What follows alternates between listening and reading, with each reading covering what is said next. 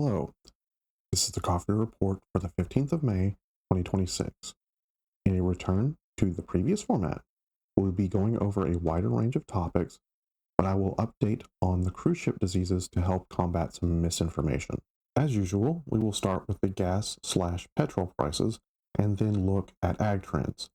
The U.S. average for 88 is $4.528 per gallon. The UK average for E95 is 2.028 euros per liter.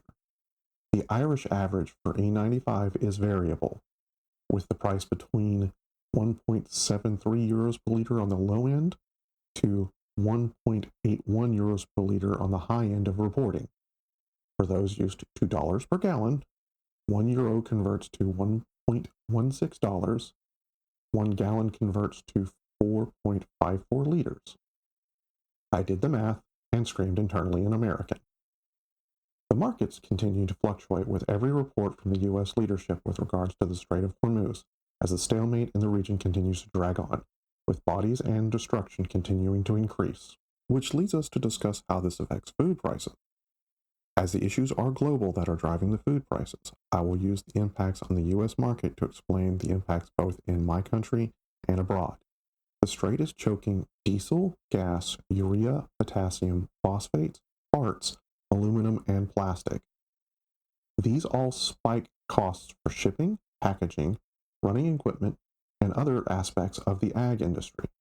Also, the late ships that left before the closure are now starting to all finish arriving at their destinations, with nobody to follow up after they unload. During this whole engagement, corn, soya, and rice futures have all been spiking because of input costs, to the point that revenue for several regions of farmers are now projected to go into the red. These changes and disturbances ripple out from the farmer to the consumer, but take a while, and the public is now feeling the impacts more directly as prices climb for food. As reported by the Washington Post and Philip DeFranco, the U.S. is experiencing month-to-month spikes in inflation unheard of in previous years, the highest since 2008. This is being driven by uncertain leadership forecasts, the attacks on Iran, the blocking of the strait, and unpredictable tariffing. Inflation reported from the jobs report shows that the inflation is outstripping wages, making it doubly impactful on our wallet, which also hits farmers, which then hits our wallets, which in time then blows back to hit the farmers. Fuel prices are driving inflation. However, U.S. leadership has tariffed food coming from other countries. The impacts of climate change are hitting crops in breadbasket regions of the world. These are increasing pest pressures, drought stress, and unpredictable rain events. Economists and groups like State Street's Price Stats Index show this trend is probably going to continue. While I'm using the U.S. economy as a model, our interconnected ag and food production means everyone is facing this, with only some regional variables causing minor differences in expression. Now that I've depressed you with food prices, let's talk about diseases. We've had a paper drop in which the samples I discussed in the previous coffee reports have been sequenced. We also have a news article spreading, in my humble opinion, disinformation about the hantavirus and semen, and I will debunk their claims. The sequencing in the first paper has been done with double-blind protocols between multiple different labs, and the data has been compared. 1. This is a very stable, highly adapted to its reservoir species disease.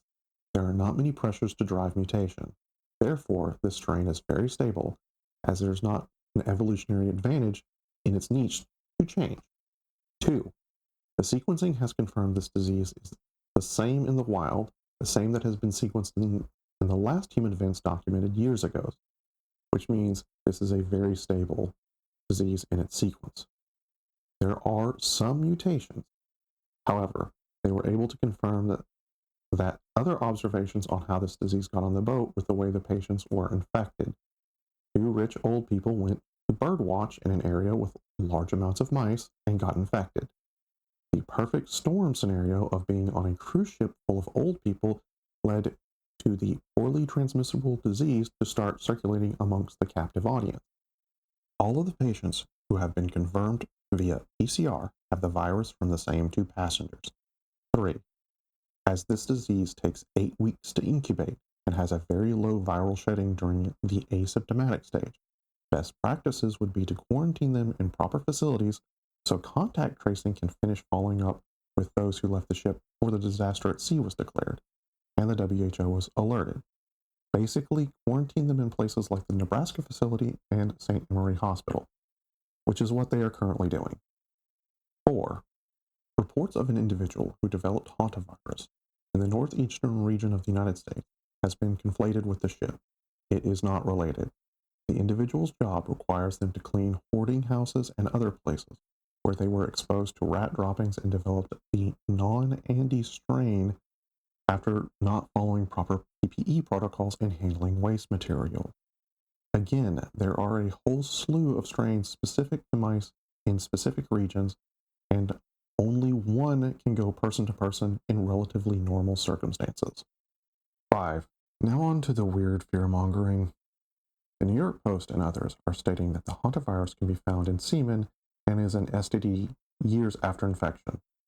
No, they're just making things up from this paper. The paper tested and found sequence in various fluids in the patient years later, including the before-mentioned fluid. They did not find that the disease is now an STD. That is something the journalists and air quote journalists are just making up. The strands of RNA are non-viable as they are torn apart in ways that make them non-functional. Anything to drive clicks, my dudes. 6. My concern level is 3.5 out of 10. Most of that is from politicians and idiots on social media. And people like the New York Post inventing fake STDs. In other disease news, France has quarantined 1,700 people in Bordeaux after 50 passengers developed extreme gastrointestinal distress on the cruise ship Ambition. Originally, it was suspected to be norovirus, and if you haven't heard of that disease or had it, 1. You are lucky. 2. It is the Dark Souls boss of diarrhea and dysentery. And it can kill you if you're not careful. You can, in fact, poop to death. It is also extremely contagious. Most of the patients impacted are being reported as UK or Irish. The initial tests are negative for noro, but there are a slew of other gastro diseases that are common in cruise ships. If you are wondering why we are having so many disease outbreaks on ships, 1. Ships are such a petri dish for disease, we had a specific organization headed by the CDC that worked with the world to prevent disease outbreaks. Disease outbreaks on ships are the standard, not the exception, and a bunch of people fought to keep rich people from pooping to death. 2. Doge and RFK Jr. defunded and deleted this preventive program, much to the outcry of epidemiologists at the CDC. RFK Jr. cited that it was a waste of taxpayer money and didn't prevent anything. I will remind the viewers that RFK Jr. is a lawyer and not a biologist, and he has also stated he does not believe in germ theory.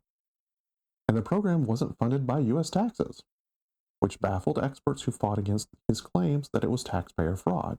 Maybe we shouldn't hire people on their political loyalty and only on their merits and abilities to perform their jobs. Heavy sigh. Lost in the news unless you're a college student.